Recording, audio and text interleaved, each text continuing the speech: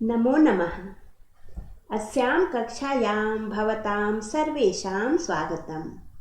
बच्चों, आज हम शेमुशी प्रथम भाग के तृतीय पाठ को पढ़ेंगे, जिसका नाम है गो दोहनम, अर्थात गाय का दोहन करना, गाय का दूध निकालना। बच्चों, यह एक नाटक है और इस नाटक में एक ऐसे व्यक्ति की कहानी है जो पूरे 1 महीने तक अपनी गाय को दूहना बंद कर देता है, यह सोचकर कि 1 महीने के बाद अगर दूध दूहेंगे तो पूरे 1 महीने का संचित दूध हमें एक बार मिलेगा और उसे बेचकर हम अधिक पैसा कमा सकेंगे तथा धनवान बन जाएंगे। यही सोचकर वह पूरे 1 महीने तक गाय का दूध नहीं निकालता है और 1 महीने के बाद जब वह दूध निकालने के लिए जाता है तब क्या होता है? क्या उसे अधिक दूध मिलता है और वह धनवान हो पाता है? चलिए देखते हैं इस पाठ में। एतत् नाट्यांशं कृष्णचंद्र त्रिपाठी महोदयैः रचितात् चतुर्व्यूहम् इति पुस्तकात् संक्षिप्य संपाद्य च उद्धृतम्। यह नाट्यांश कृष्णचंद्र त्रिपाठी के द्वारा रचित चतुर्व्यूह नामक पुस्तक को संक्षिप्त करके लिया गया है। चतुर्व्यूह यह जो एक पुस्तक है, इसके रचनाकार हैं कृष्णचंद्र त्रिपाठी और इसी पुस्तक से यह पाठ यानी कि गो दोहनम लिया गया है। अस्मिन् नाटके एतादृशस्य जनस्य कथानकम् अस्ति यः धनवान् सुखाकांक्षी च भवितुम् इच्छुकः मासपर्यन्तं दुग्धदोहनाद् एव विरमति। इस नाटक में एक ऐसे व्यक्ति की कहानी है जो धनवान और सुखी होने के लिए पूरे 1 महीने तक गाय को दूहना बंद कर देता है। ये न मासान्ते धेनुः शरीरे संचितं पर्याप्तं दुग्धम् एकवारम् एव विक्रीय संपत्तिम् अर्जयितुं समर्थः भवेत्, जिससे कि महीने के अंत में गाय के शरीर में संचित पर्याप्त दूध यानी कि बहुत सारे दूध को एक बार में ही बेचकर अधिक संपत्ति अर्जित की जा सके। यही सोचकर वह पूरे 1 महीने तक गाय को नहीं दूहता है। परम मासान्ते यदा सः दुग्धदोहनाय प्रयतते तदा सः दुग्धबिन्दुमपि न प्राप्नोति। लेकिन महीने के अंत में जब वह दूध दूहने का प्रयास करता है तो उसे दूध का एक बूंद भी नहीं मिलती है। दुग्ध प्राप्ति स्थाने सः धेनुः प्रहारैः रक्तरंजितः भवति और दूध के स्थान पर उसे गाय के पैरों का प्रहार मिलता है, जिससे कि वह खून से लथपथ हो जाता है, रक्त रंजित हो जाता है यानी कि घायल हो जाता है। अवगच्छति च यत् दैनन्दिनं कार्यं यदि मासपर्यन्तं संगृह्य क्रियते तदा लाभस्य स्थाने हानिरेव भवति। और जब वह घायल हो जाता है तब उसे समझ में आता है कि प्रतिदिन के कार्य को अगर महीने भर जमा करके रखा जाए तो उससे लाभ के स्थान पर हानि ही होती है। बच्चों, जिस दिन का जो काम है उसे उसी दिन कर लेने से उसका उचित फल मिलता है। कार्य को टालना यह अच्छी बात नहीं होती है। ऐसा नहीं है कि बहुत दिन के कार्य को हम जमा करके रख लें और उसे एक ही दिन निपटा दें, ऐसा नहीं होता है। जिस कार्य का जो समय है, जिस समय करना उसे चाहिए उसी समय कर लेना चाहिए।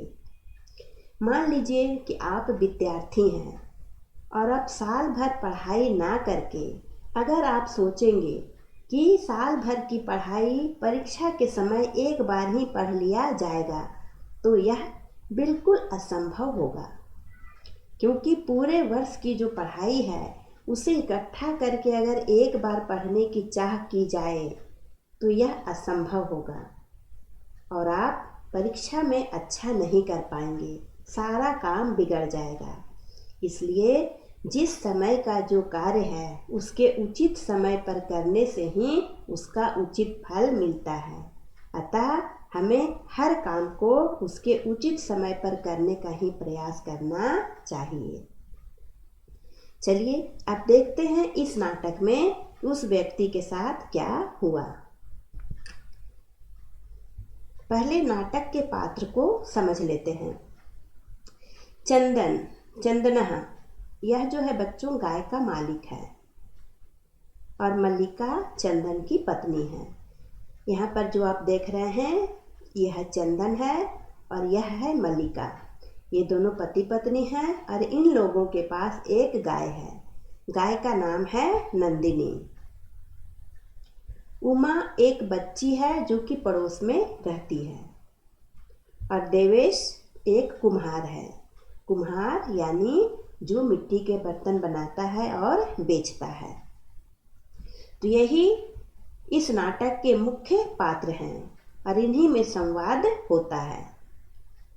तो चलिए अब नाटक का आनंद लेते हैं। बच्चों, आप इस नाटक को पढ़िए मत, बल्कि मैं कहूँगी कि देखिए। कहने का तात्पर्य है कि आप यह सोच कर बैठिए कि आप पढ़ नहीं रहे हैं, बल्कि आपके सामने नाटक चल रहा है और आप उसे देख रहे हैं। आप अपनी आँखों के सामने दृश्य बनाइए। इस तरह से अगर आप पढ़ाई करेंगे तो आपको अच्छा भी लगेगा और समझ में भी आएगा। यह है प्रथमम दृश्यम, नाटक का प्रथम दृश्य। दृश्य में क्या है देखिए। मल्लिका मोदकानि रचयन्ति मंदस्वरेण शिव स्तुतिम करोति। मल्लिका जो कि चंदन की पत्नी है, वह मोदकानि रचयन्ति यानी कि लड्डू बनाती हुई, रचयन्ति यहाँ पर क्षत्रिय प्रत्यय लगा हुआ है, लड्डू बनाती हुई मंद स्वरेण यानी कि धीमे स्वर से शिव की स्तुति करती है। लड्डू बना रही है और शिव स्तुति गा रही है। ततः प्रविशति मोदक गंधम अनुभवन प्रसन्न मनः चंदनः। उसी समय वहाँ पर मोदक यानी कि लड्डुओं के गंध को अनुभव करता हुआ, महसूस करता हुआ चंदन प्रसन्न चित्त प्रवेश करता है। प्रसन्न मनः चंदनः, वह प्रवेश करता है और कहता है आहा सुगंधस्तु मनोहरा। अरे वाह, सुगंध तो बड़ी अच्छी आ रही है। विलोक्य देखकर, यहाँ पर लेप प्रत्यय लगा हुआ है। देखकर चंदन कहता है अये मोदकानि रच्यन्ते, अरे लड्डू बन रहे हैं। प्रसन्नः भूत्वा, प्रसन्न होकर आस्वादयामि तावत्, तब मैं इसे चखता हूँ। मोदकाम गृहीतुम इच्छति, और इस तरह से वह लड्डू को लेना चाहता है। तब मल्लिका सक्रोधम, क्रोध पूर्वक कहती है विरमा विरमा, रुको रुको, माँ स्पृशा एतानी मोदकानी, मत छुओ, इन लड्डुओं को मत छुओ। ऐसा मल्लिका कहती है कि अरे रुको रुको, माँ स्पृशा, इन लड्डुओं को मत छुओ। चंदनः किमर्थम क्रुध्यसि, अरे गुस्सा क्यों हो रही हो। तव हस्त निर्मितानि मोदकानि दृष्ट्वा अहम जिह्वा लोलुपतां नियंत्रयितुम अक्षमः अस्मि, किम न जानसि त्वमिदम्। चंदन कहता है कि अरे तुम गुस्सा क्यों हो रही हो। तुम्हारे हाथ के बने हुए लड्डू, हस्त निर्मितानि मोदकानि, तुम्हारे हाथ के बने हुए लड्डू देखकर, दृष्टवा यहाँ त्वा प्रत्यय है, देखकर मैं अपनी जिह्वा के लालच को रोकने में अक्षम हूँ। क्या तुम यह नहीं जानती हो। इस तरह से चंदन मल्लिका से यानी अपनी पत्नी से पूछता है। तब मल्लिका कहती है सम्यक जानामि नाथ, अच्छी तरह जानती हूँ स्वामी, परम एतानि मोदकानि पूजा निमित्तानि सन्ति, लेकिन ये लड्डू पूजा के लिए हैं। इस तरह से मल्लिका कहती है कि हे स्वामी, मैं अच्छी तरह से जानती हूँ कि आपको मेरे हाथ के बने हुए लड्डू अच्छे लगते हैं, लेकिन ये जो लड्डू हैं पूजा निमित्तानि सन्ति, ये पूजा के लिए हैं। तब चंदन कहता है तर्हि शीघ्रमेव पूजनम संपादय प्रसादम च देहि। तो शीघ्र ही पूजा करो और मुझे प्रसाद दो। मल्लिका कहती है, भो अत्र पूजनम ना भविष्यति। स्वामी, यहाँ पर पूजा नहीं होगी। अहम स्वसखीभिः सह श्वः प्रातः काशी विश्वनाथ मंदिरं प्रति गमिष्यामि। तत्र गंगा स्नानं धर्म यात्रांच वयं करिष्यामः। जब चंदन कहता है कि शीघ्र ही पूजा करो और मुझे प्रसाद दो, तब मल्लिका कहती है कि हे स्वामी, यहाँ पर पूजा नहीं होगी। अत्र पूजनम ना भविष्यति। मैं अपनी सखियों के साथ कल सुबह काशी विश्वनाथ मंदिर जाऊंगी और वहीं पर हम लोग गंगा स्नान और धर्म यात्रा करेंगे। इस तरह से मल्लिका कहती है। फिर चंदन कहता है, सखी भी सह ना मया सह। सखियों के साथ, मेरे साथ नहीं। विषादम नाटयति, और वह उदास होने का नाटक करता है। वह कहता है कि सखियों के साथ जाओगी, मेरे साथ नहीं। इस तरह से थोड़ा उदास होता है। तब मल्लिका कहती है, आम हाँ, चंपा गौरी माया मोहिनी कपिलादयाः सर्वाः गच्छन्ति। हाँ, चंपा गौरी माया मोहिनी कपिला आदि सभी जा रही हैं।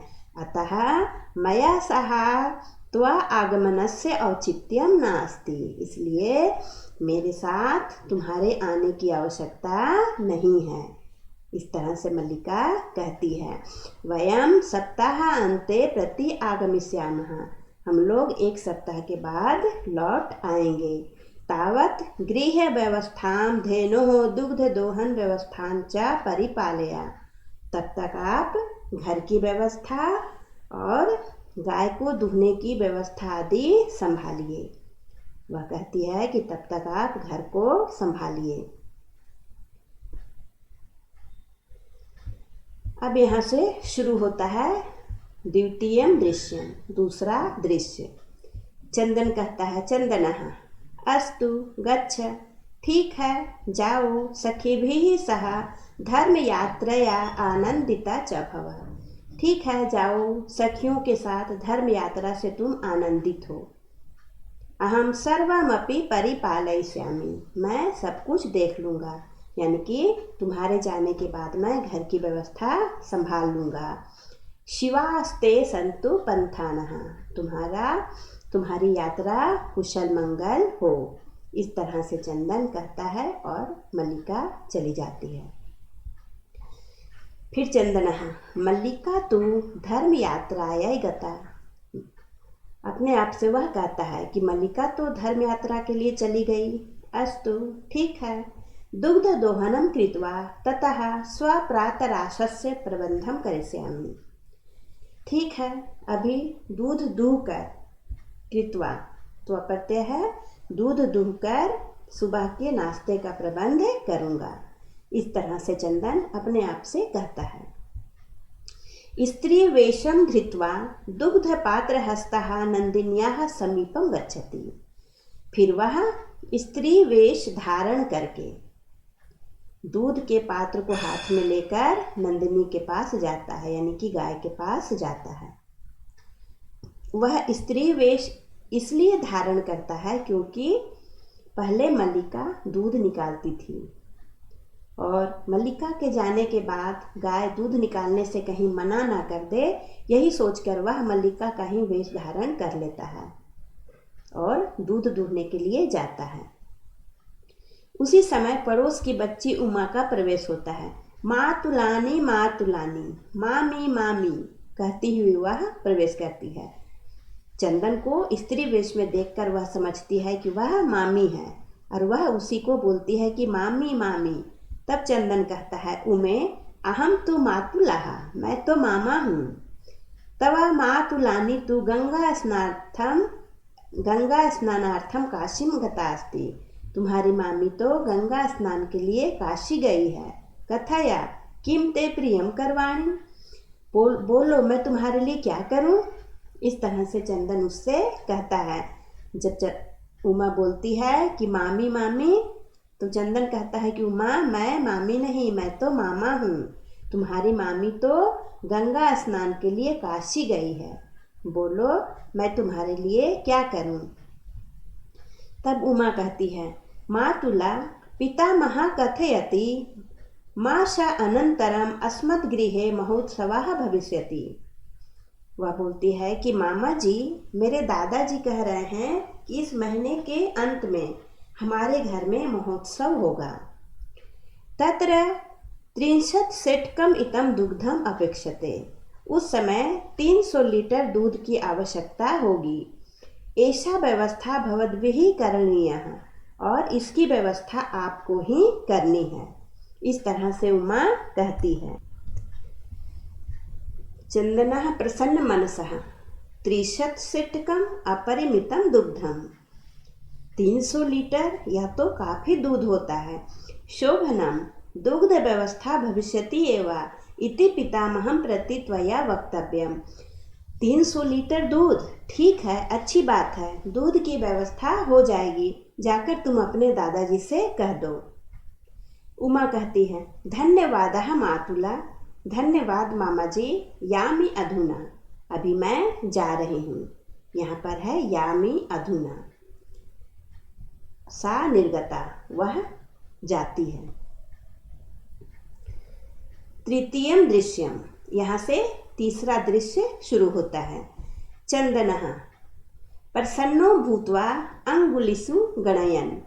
वह प्रसन्न होकर, भूत्वा यहाँ पर त्वा प्रत्यय है, अंगुलिषु इसमें सप्तमी बहुवचन है, अंगुलियों पर गिनता है।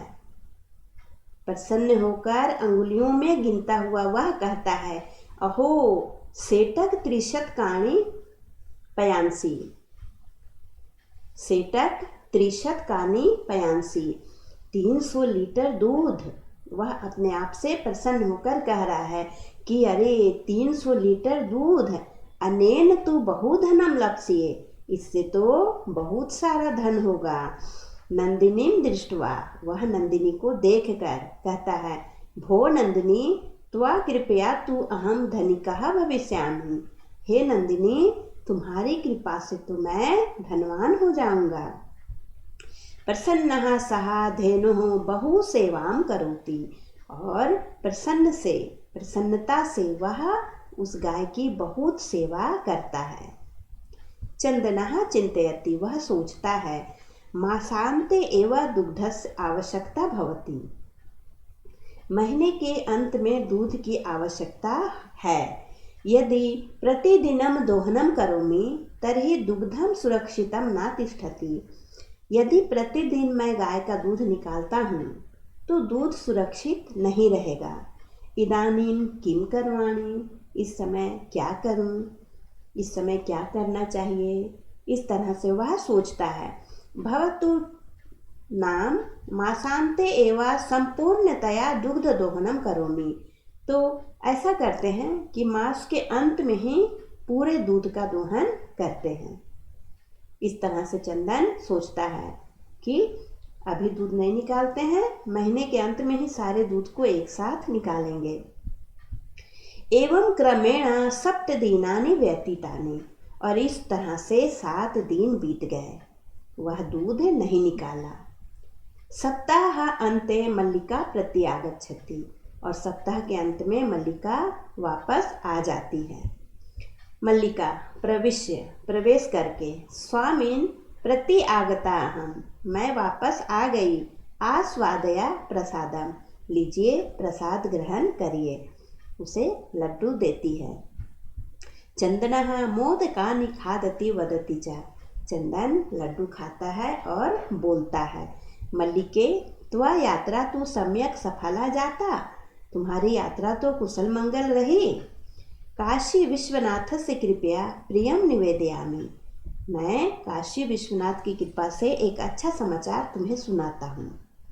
मल्लिका कहती है आश्चर्य से, सा आश्चर्यम, एवं ऐसी बात है, धर्म यात्रा अतिरिक्तम प्रियतरम किम। अच्छा, धर्म यात्रा के अतिरिक्त और अच्छा समाचार क्या हो सकता है, और क्या है? इस तरह से वह चंदन से पूछती है। तब चंदन कहता है, चंदनः ग्राम प्रमुखस्य गृहे महोत्सवः मासान्ते भविष्यति। गांव के प्रमुख के घर में इस महीने के अंत में महोत्सव होगा। तत्र 30 सेटकम इतम दुग्धम अस्माभिः दातव्यमस्ति। वहाँ पर 300 लीटर दूध हमें ही देने हैं। तब मल्लिका कहती है, किंतु एतावन मातरम दुग्धम कुतः प्राप्स्यामः। लेकिन इतने सारे दूध कहाँ से प्राप्त करेंगे? चंदन कहता है, विचार करो मल्लिके, सोचो। प्रतिदिनम दोहनम कृत्वा दुग्धम स्थापयावः। यहाँ पर स्थापयावः होगा क्योंकि वे लोग 2 लोग हैं। अगर हम लोग प्रतिदिन दूध निकाल कर उसे रखते हैं, चेत तत् सुरक्षितम नातिष्ठति, तब वह सुरक्षित नहीं रहता है। अतएव दूध दोहनम ना क्रियते, इसलिए दूध नहीं दूहते हैं, दूध को ना दूहा जाए। उत्सव दिने एवं समग्रम दुग्धम धोक्ष्यावः। उत्सव के दिन ही सारे दूध को निकालेंगे। इस तरह से चंदन मल्लिका से कहता है। तब मल्लिका कहती है, स्वामिन् त्वं तु चतुरतमः। स्वामी, आप तो बड़े चतुर हैं। अति उत्तमः विचारः, बहुत ही सुंदर विचार है। जब चंदन कहता है कि अभी हम लोग दूध नहीं निकालते हैं, पूरे महीने के बाद लास्ट में यानी कि अंत में सारे दूध को एक साथ निकालेंगे, तो मल्लिका भी प्रसन्न हो जाती है, कहती आप तो बड़े चतुर हैं, यह विचार बहुत ही उत्तम है। मल्लिका को भी उसका विचार अच्छा लगता है। अधुना दुग्ध दोहनम विहाय केवलम नंदिन्याः सेवामेव करिष्यावः। तो इस समय दूध दूहना बंद करके हम लोग केवल नंदिनी की सेवा ही करेंगे। अनेन अधिकाधिकम दुग्धम मासान्ते प्राप्स्यावः, जिससे कि अधिक से अधिक दूध महीने के अंत में हम लोग प्राप्त कर सकें। द्वावेव धेनुः सेवायां निरतो भवतः, और वे दोनों गाय की सेवा में लग गए। अस्मिन् क्रमे घास आदिकम गुड़ आदिकम च भोजयतः, और इस क्रम में वे लोग गाय को घास गुड़ आदि खिलाने लगे। कदाचित विषाणयोः तैलम लेपयतः तिलकम धारयतः, और कभी कभी गाय के सींग पर तेल की मालिश करने लगे और उसे तिलक भी लगाने लगे। रात्रौ निराजनेन अपि तोषयतः, और रात में उस गाय की आरती भी उतार कर उसे प्रसन्न करने लगे। ये दोनों मिलकर गाय के दूध को दूहना छोड़कर केवल गाय की सेवा में लग गए। चंदन कहता है, मल्लिके आगच्छ, हे मल्लिके आओ, कुंभकारम प्रति चलावः। चलो कुम्हार के पास चलते हैं। दुग्धार्थम पात्र प्रबंधो अपि करणीयः। दूध के लिए तो बर्तन का प्रबंध भी करना है ना, क्योंकि उतने अधिक दूध को रखने के लिए बड़े पात्र की आवश्यकता होगी। इसलिए चंदन कहता है कि चलो कुम्हार के पास जाकर के बर्तन हम लोग लाते हैं। द्वावेवो निर्गतौ, और वे दोनों निकलते हैं कुम्हार के पास जाने के लिए। बच्चों, इस वीडियो में हम लोग यहीं तक पढ़ेंगे। आगे का भाग जो है उसे अगले वीडियो में पढ़ेंगे। तब तक आप लोग यहीं तक का अभ्यास करते रहें। धन्यवाद।